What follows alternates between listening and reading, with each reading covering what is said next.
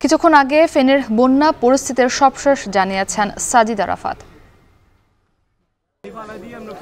ফেনীর যে বন্যা পরিস্থিতির ভয়াবহ অবস্থা আমরা সারাদিন ব্যাপী দেখিয়েছি, ঠিক সন্ধ্যাবেলায় কিন্তু সেই একই দৃশ্য আমরা দেখতে পাচ্ছি।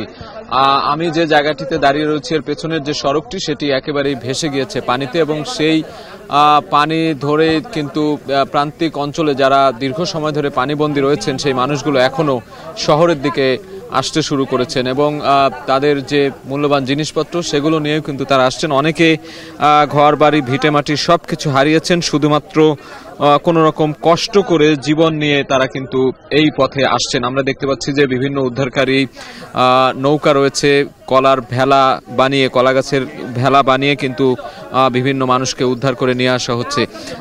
সন্ধ্যা বিকেল থেকে আমরা দেখছি এখন সন্ধ্যা হয়ে গেছে, এখনও কিন্তু মানুষের যে ঢল শহরমুখী হওয়ার সেই ঢল কিন্তু থামেনি।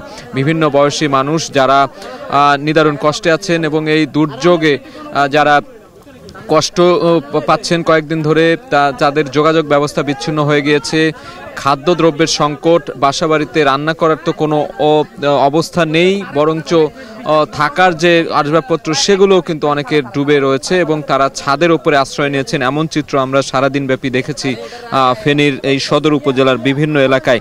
সেই জায়গা থেকে একটু জানাতে চাই যে এখানে বিভিন্ন সংস্থা উদ্ধার কাজ চালিয়েছে আজ সারাদিন, তবে তারা যেটি বলছিলেন যে এখনো কিছু গভীর এলাকা রয়েছে যেগুলোতে পৌঁছানো সম্ভব হয়নি, অর্থাৎ কি পরিমাণ ভয়াবহতা চলছে এই বন্যা পরিস্থিতির সেটি আসলে বোঝাই যাচ্ছে। আমরা দেখছি কলা গাছের ভেলা কিংবা অন্যান্য নৌকা, ছোট ছোট ভাসমান যে জিনিসগুলো রয়েছে সেগুলোতে প্রয়োজনীয় জিনিসপত্র নিয়ে তারা আসছেন এখনো কিন্তু অনেক মানুষ।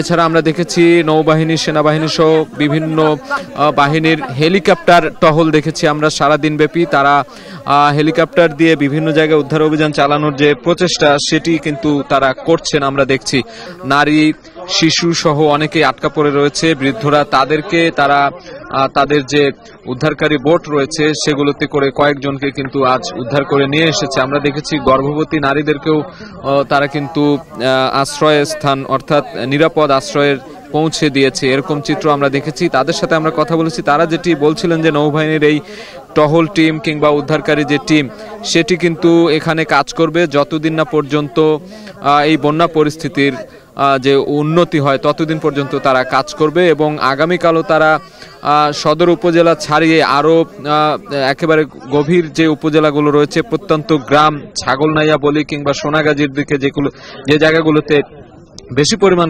ক্ষতিগ্রস্ত হয়েছে মানুষ, সেই জায়গাগুলোতে তারা পৌঁছানোর চেষ্টা করবে বলে আমাদেরকে জানিয়েছে। এবং আরো কয়েকদিন এই বন্যা পরিস্থিতির অবনতি বা এমন ভয়াবহতা থাকবে এটি আসলে কোনো কিছুই বলা মুশকিল, তবে তারা আশা প্রকাশ করছেন যে ধীরে ধীরে এই পরিস্থিতির উন্নতি হবে এবং এই যে অসুবিধা বা যে দুর্দিনে তারা পড়েছেন সেটি ধীরে ধীরে কেটে যাবে, এমন আশাবাদী তারা করছেন এখানকার বানভাসী যে মানুষরা রয়েছেন।